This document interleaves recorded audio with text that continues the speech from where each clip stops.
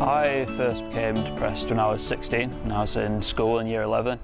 I shut away pretty much instantly. I became essentially agoraphobic. I'd stay at home, I'd avoid going to school, I'd have panic attacks just leaving the house. At the time, I didn't really know what was happening to me. It was quite bizarre. It was something I'd never encountered. It was something I had no real knowledge about. I didn't know what to do with it, and my parents were obviously concerned about it, and I'd go and have sort of counselling sessions. Nothing ever really seemed to work. And then going back to school, there was a sort of weird idea about me after that. Once I came back, I'd spend my time in head of years room at lunchtime, or I'd go into classes sort of 15 minutes late. And I became this weird figure around school, really. People couldn't quite understand what happened to me, and they couldn't understand what I was going through, and they didn't really want to know, I don't think. I think they preferred the rumours of it, the gossip, the whispers. No one ever properly asked, and I think teachers generally think you're just, having a phase, you're having a mood swing because of your hormones, and you'll be fine in a week or so.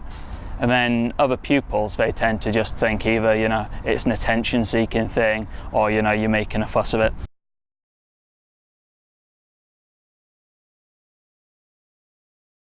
There's a weird stigma about self-harm, especially when you're a teenager, and as a male. Self-harm's considered something A, that only girls do, and B, something that only involves cutting yourself. That's it, that's the end of it. So when I started doing that, I would punch walls in frustration. That was how I hurt myself. And some people might not think that's self-harm. There are lots of teenage males who do things like that, who punch things in frustration, or punch each other. They'll start fights to hurt themselves. And that's the weird stigma, really, when you're a male who self-harms, is that it's not considered self-harm for some reason, even though you're harming yourself. That is the very definition. No young male seems to be educated about or taught about, that it's not just hurting yourself. If you're hurting yourself in any way, you're harming yourself. It's self-harm. And I don't think many people seem to know about that, really.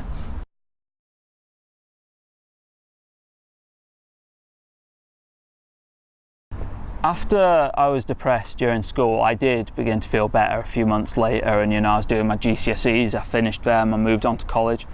I assumed everything was fine again. I assumed, college was going well, family were okay, everything was sorted.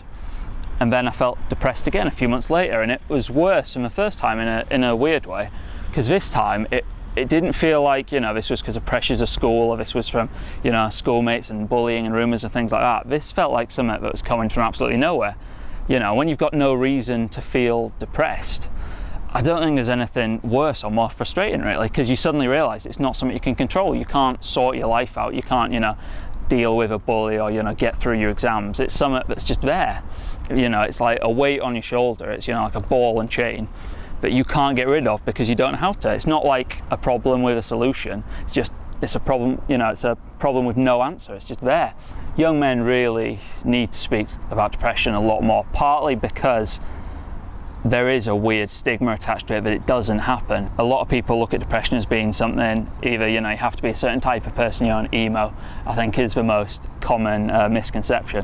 But often it's just about girls as well, and people think, girls more emotional, more outwardly emotional, more likely to self-harm, more likely to feel depressed, whereas men, they might have an argument, get in a fight, that's it, it's done, and it's quite difficult sometimes, I think, living as a young man who is more outwardly emotional and speaks about their feelings and feels pretty strong emotions and feels depression.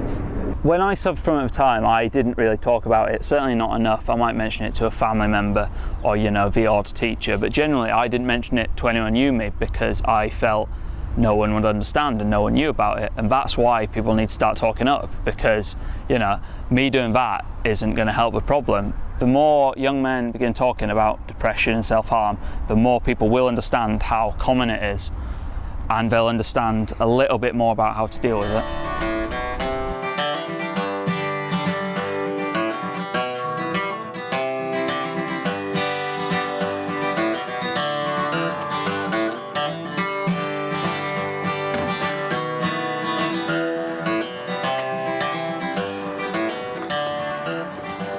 Music's always been a huge part of my life since I was 10. I started playing drums. all the way up right through the teens, and never not been in a band really until I got ill when I was about 26, and didn't want anything to do with music at that point. I didn't want to listen to it because it reminded me of too much stuff before. I didn't think I could play it as well as I used to be able to play it. It was only really when I got out picking up the acoustic guitar and finally feeling like I was connecting with the instrument again, and finally not feeling like a wooden block, because that's what I felt before, with no music in me. When I got ill, I removed myself from that anyway. I didn't want to be around gigs, I didn't want to be around people having a laugh really and having fun, because I wasn't in that right state. I tried to do that and felt completely alien. I think for me it was to do with self-worth, and I felt completely worthless. So why would I play music when I've got nothing to say?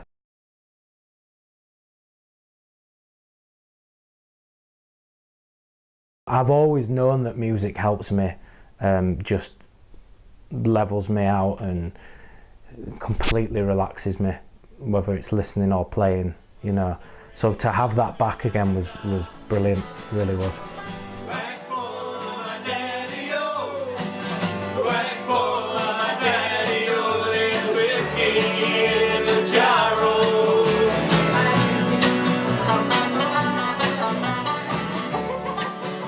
Can't have a society where people don't or want to hide it more, because I wanted to hide it. I wanted to carry on until I couldn't carry on. I couldn't actually be around anyone, I couldn't work. How I understood it for me was that the brain was like a computer that was not functioning properly.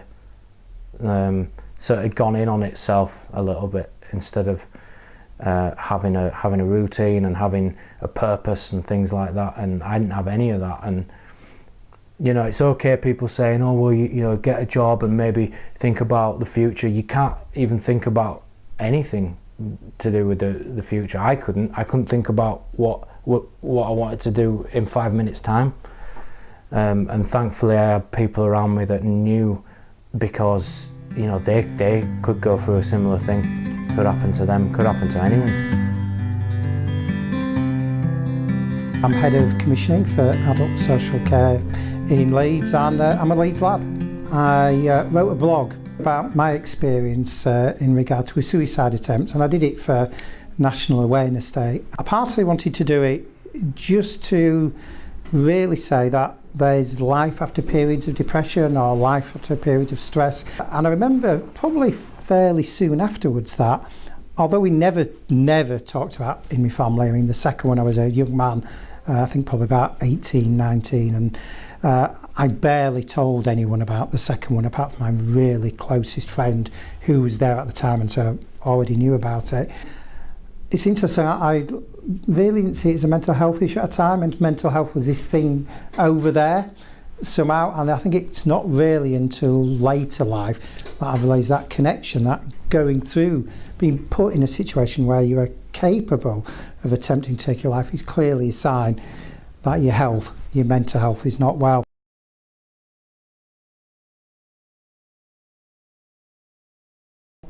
I mean, certainly my younger attempts was when I was a child, 14, 15.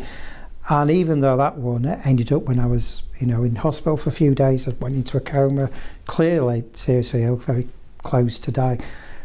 Despite all that, never really talked about it in my family. Whereas the second attempt, because it had these bits of elements of amusing, and by then I did have a really, really close friend who was there at the time, and that forced me in that first stage to talk to him.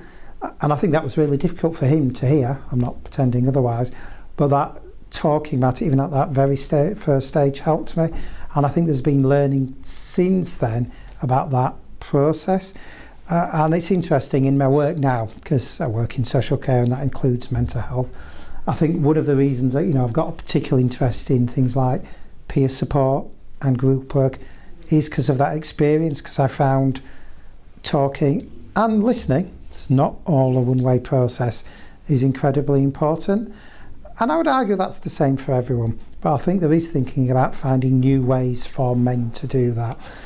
So whether it's those difficult things about loneliness and isolation, which can be a big issue for many men, and because of my work, a lot of that's around older people and bereavement, but also younger people coming out of school, and suddenly you've lost that group of people and you're expected to be having this wild, exciting time. And certainly for me, one of the reasons, I ended up being depressed and trying to kill myself is that wasn't happening. And I look back at that now, and it was a moment of calmness, but at the time it felt terrible. So that being able to share things and realise that there is a life beyond wherever you are at that moment.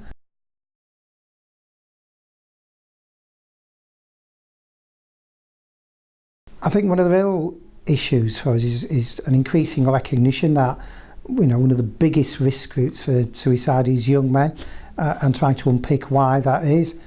I do think there is something about men's ability to communicate and to articulate their feelings, or certainly to articulate their feelings in this area where that's useful. I'm a Leeds United season ticket holder. I assure you, we all articulate our feelings very well on a Saturday afternoon. What we're probably less so is articulating what's going on in our lives as a whole.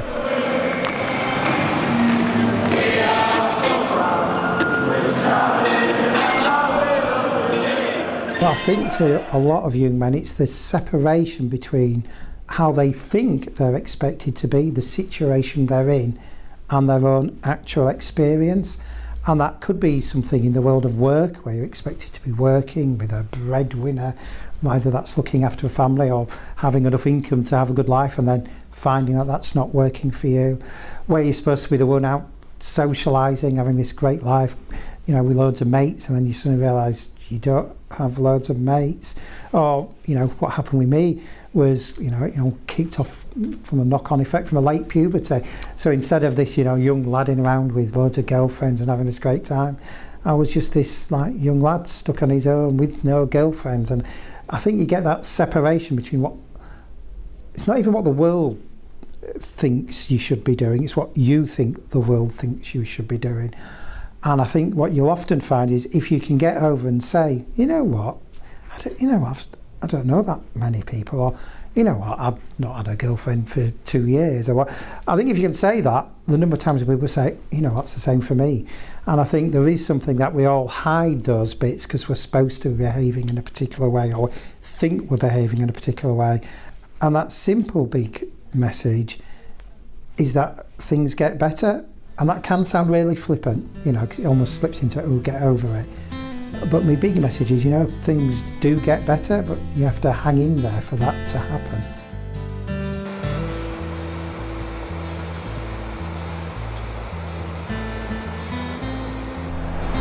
Simon on the Streets is a charity that deals with rough sleepers. We're sort of marketed as a homeless charity, but we're much more than that. We target people who don't get a service from elsewhere, so their needs are unmet, their support needs are unmet.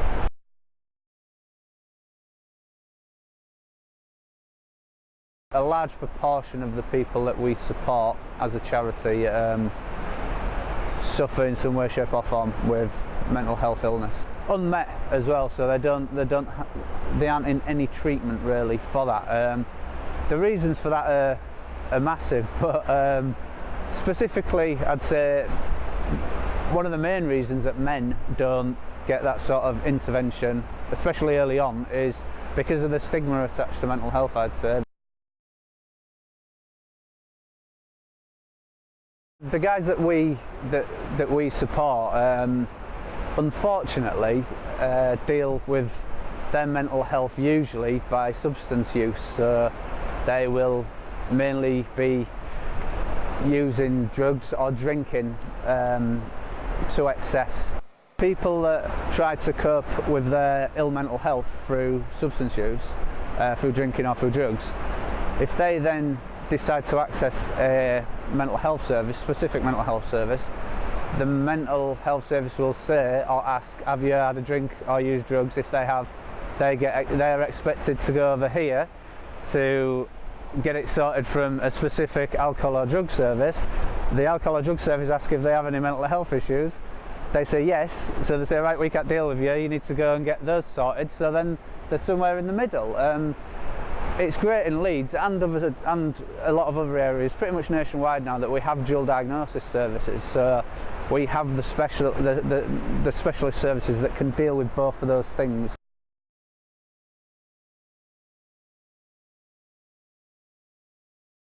Our guys, I suppose it's through trust, building a trusting relationship. That's what we aim to do. We aim to build a trusting relationship with people so they then know and feel comfortable in opening up about what's going on with them, what's gone on in the past, the significant trauma that's usually happened to lead them to where they are. So trusting relationships is key in what we do at Simon on the Streets. I have a history of rough sleeping and a history of mental health issues also. The guys out there, the men out there who are struggling or suffering with ill mental health, I'd say talk about it. Try and find somebody to be able to confide in. Nobody's going to judge you from then on. It's never going to get any better unless you talk about it and manage it.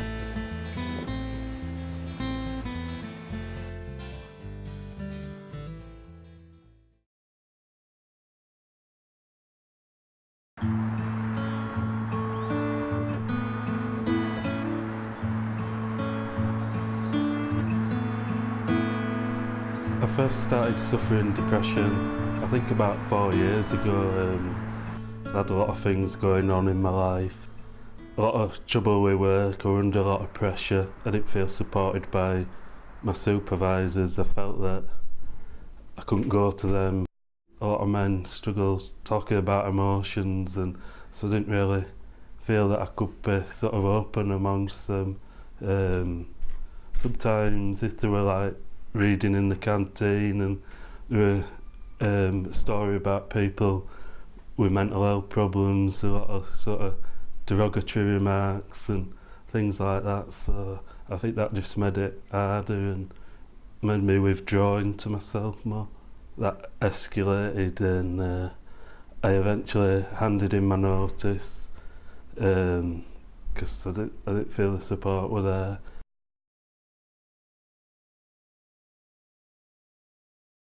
Spent a lot of time not working afterwards. It really felt like my life had no sort of like direction really. Spent time in hospital, so I had a bit of a breakdown, and I think that gave me a chance to reflect really on what I'd like to do and what direction I wanted to go in. I didn't really feel that I wanted to go back and work for an employee.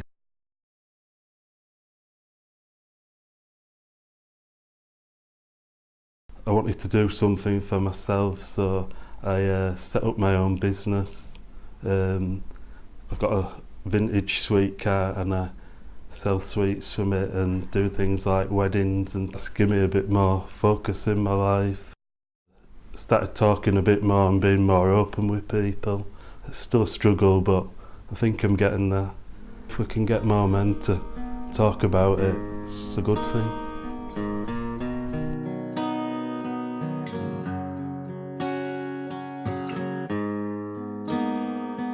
So my journey with addiction and mental health issues started when I was about 16. I'm now 38. I started drinking and smoking cannabis, and I progressed very quickly to using, class A drugs, to opiates, heroin, and crack.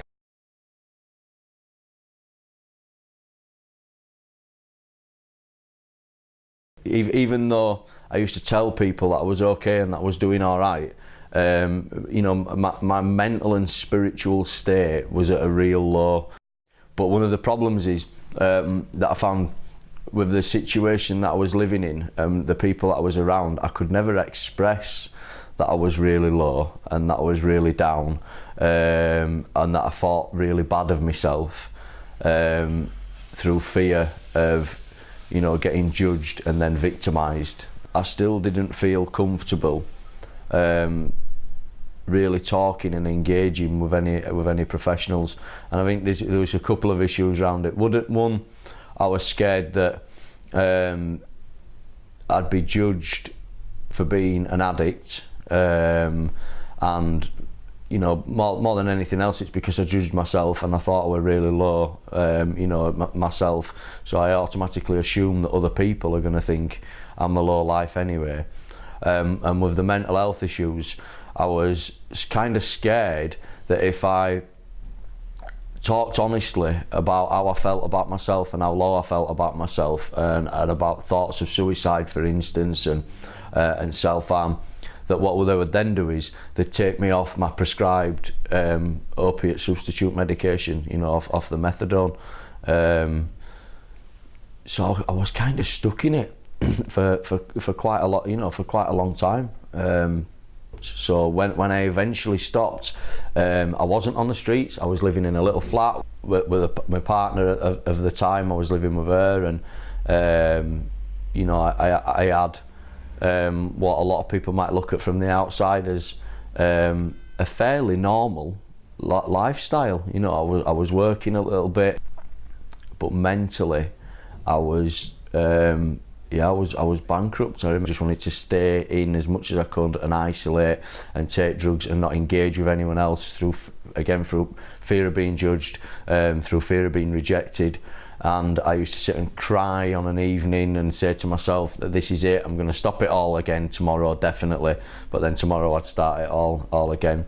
And I wanted to die, but I didn't have enough in me to take my own life. What I wanted to do, all I can explain it is I wanted to die, but not go out with a bang. I wanted to go out with a whimper.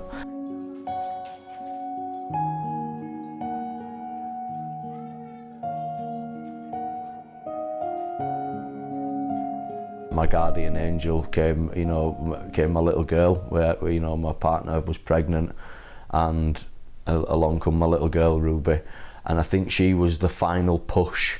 You know, look, you really are going to have to do something about this. And by the time she was 3 months old, I suppose I had a bit of a realisation that I could either carry on feeling this way forever, and it's going to affect my little girl, or I can actually face up to this, and you know, and it was time to change. I'm lucky enough now to be employed by DISC and the Leeds Community Drug Partnership. Initially I started off as a drugs practitioner. I'm now what they call a building, recovery and communities worker for the Leeds Community Drug Partnership. So anything that is recovery focused, I get involved with, and if there isn't anything going, I start it.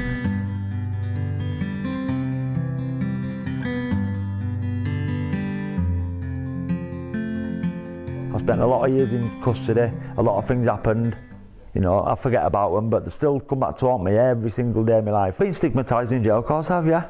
When I used to go to queue for my methadone, another junkie costing taxpayers, even off officers, paid members of staff, judging me.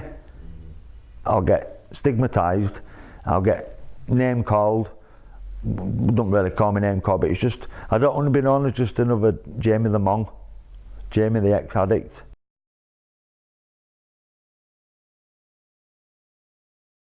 Just want to see my daughter, that's a lot of it for me. And I just stigmatised, that's always going to happen because I was a junkie, you know. So I'm always going to get that, I was a junkie, he'll just be same on tablets. I just want to live a normal day-to-day life where it means getting up in the morning and meaning something to somebody.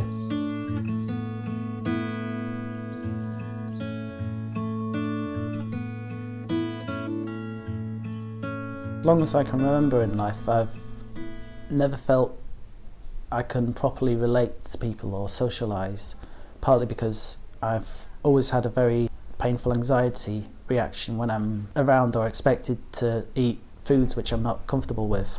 Growing up with this has has been difficult. For me, he's a really serious obstacle. For other people, he's really easy to dismiss or say it's childish or tell me I'm being awkward. People find it very easy to be dismissive when I try to tell them what's happening to me. And so that's growing up with that, and there's been a lot of bullying growing up as well. This has made me expect to be belittled and stigmatized, and this also prevents me from reaching out to people who probably genuinely can understand, which is half the problem in itself, and so that's part of the battle as well. Well, it's taken a long time, but over the past couple of years I've sort of learned to take control of my diet. So I feel like I'm not really at the mercy of food anymore. It just doesn't have the same kind of anxiety reaction for me anymore. So that's helped a lot. I wish I'd have known how to make it better many years ago. I think historically there's been a lot more expectation placed on men to be strong and to be providers and to be able.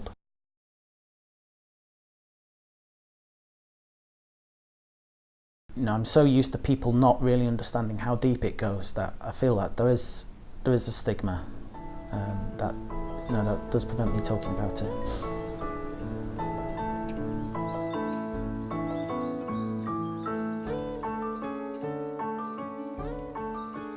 My name is Jude, I'm 21 and I identify as transgender man. My struggle with my mental health started when I was about 17. It was around A-levels. I really felt the weight of exam stress and kind of crumbled under the pressure, and there was lots of stuff that had been building up over my teenage years as well, sort of personal stuff, sexuality, lots of different things. And I sort of worked through that, found a route out of it. I'd been in CAMS services, and then I moved to Leeds to start university. When I was sort of about 19, 20, I started questioning my gender identity for the first time, and that's when things kind of took a turn again in terms of my mental health. So I'd never really thought of myself as being trans before someone properly explained it to me at university. And all of a sudden things started to fall into place, and I told my best friend at the time, and it all just felt really comfortable. But then the kind of everything that it meant started to really hit home, and all of a sudden I had to do everything I could to pass, which means that other people would refer to me as a man. A lot of time people still see me as a woman because I'm probably not exactly how you might see a stereotypical man, so I don't have a full-on beard, my voice isn't low, I've still got my chest, so therefore, because I've not started my medical transition, a lot of people still refer to me as a woman, and that's really hard because it's not how I see myself. A lot of stuff to do with that has meant that when I talk about my mental health and when I think about my own mental health at the moment, I really feel that I have to kind of live up to those gender norms of being that really strong macho man, not allowed to cry, not allowed to talk about that kind of stuff. And that's really conflicted with my role at work, where I'm quite passionately talking about it.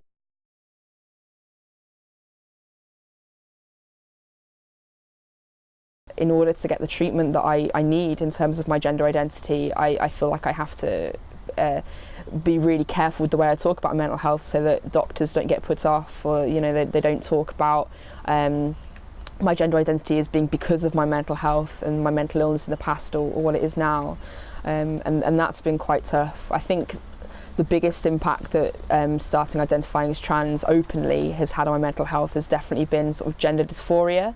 So gender dysphoria is when you feel that the body that you have and everything to do with you sort of biologically just completely is at odds with how you feel about yourself in terms of your gender, so how you feel about yourself sort of psychologically and your inner feelings about yourself. So even though I was born as a woman, or as lots of people would see me as a woman, that's completely at odds with how I see myself sort of as a man, and how I how it feels most comfortable to identify as. So my gender dysphoria and how I feel about my body, and that massive discomfort, and that it's really had like quite a big impact in terms of anxiety. So when I go out, if I get referred to as being a woman, so if someone uses the wrong pronoun and doesn't call me him, for example, that's called misgendering. And when someone misgenders you, that is often the source of a lot of anxiety. And as you can imagine, a lot of anxiety also comes from, you know, people making comments, whether that's just sort of little bits of ignorance, or whether that's full-on transphobia. You know, you could be on the bus, you could be in a taxi cab, and just the little things can really make even just going outside really hard.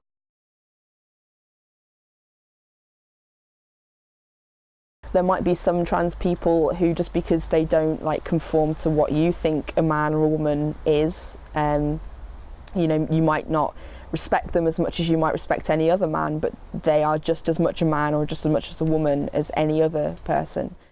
And I think as well, when you sort of want to go along to men's things or men's groups, it can be difficult, because if you don't pass as a man, you sort of face that discrimination and that worry as well, that you won't be received as a man, even by other men. One time I was in a cab and a taxi driver just outright asked me, you know, are you a man or a woman? Because from a distance I saw your chest, I thought you were a woman, and then up close I saw your facial hair and stuff, and I thought you were a man, so what are you?